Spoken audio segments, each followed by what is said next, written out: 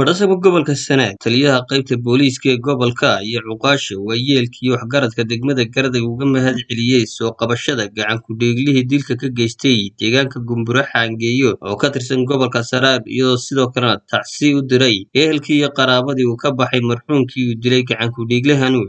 waxaan iloobi doonin ninka dhintay aabihii baan iloobi doonin marxuumka dhintay aabihii oo maydkii ninkiisa oo yaala reerkii ninka wax dilay ka tagay xoolihii iyo damaantadu isagu xereeyo hayaan u tagnay soo gacanta ku haya aad baan u tacsiin waxay inaad irtisaaka Allah khayr ballantan ku ballayna waa naga fulinay maxaan ku raahday dadka Allah waxaan leeyahay iyo qoyskii iyo ninkii wiilka geeriyooday dhalay waxaan leeyahay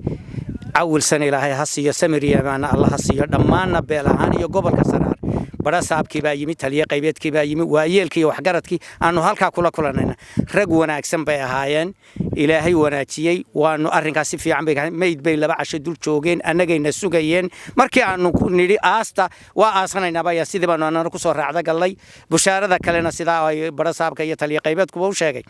ilaahay dawaan ugu guuleeyay ninkii waa soo qabanay sida ugu haboon ee tolkaya ku qanacsan yihiin baanu ka maraynaa sidaas baad uga mahad celinaya soo qabashadii gacan ku dhiiglihii wax ku dilay tuulada Gumbur Xangeeyo iyagoo halka ugu tagay goobtii wax ka dhaceen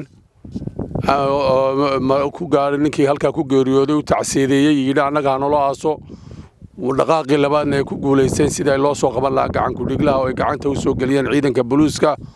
waxaan leenahay Cuqaasha hambalyo مسؤوليتي سارنيد يا مثل هذا الله يديم وقوة درتين أدبان يبقى معمول قبل هان يو نبت كليه هان بتليه قيب هان يدي كم هاد علينا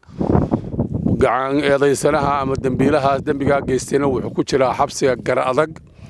وضياش أنا كلو رجنا وانوجم هاد علينا مركو وادي مر لبعض با وحن بلشة كلنا وباقيات ديان جيستني ماذا له يكسو قبتين قعان كديجله در هذا حكي جيستي جمبرة حنجيو وصفة لجو يقاني reer gar adag iyo cuqaashooda waa talaabo ay ku amaanayeen wax walbaana waxay ama ku hagaagan ama ka xumaadaan waa talaabada koowaad ee la qaado talaabadii koowaad waa ku guuleysateen waan idinku hambalyeynayna waan idinku mahadnaqaynaa culays weyn baa naga furateen oo ay ahayd anagu inaanu amni ahaan ka shaqeyno ilaahay ha idinka jazaaysiyo dhinacii dhibanaha ahna waxaanu halkan uga sheegaynaa in arintaasi booliisku gacanta ku hayo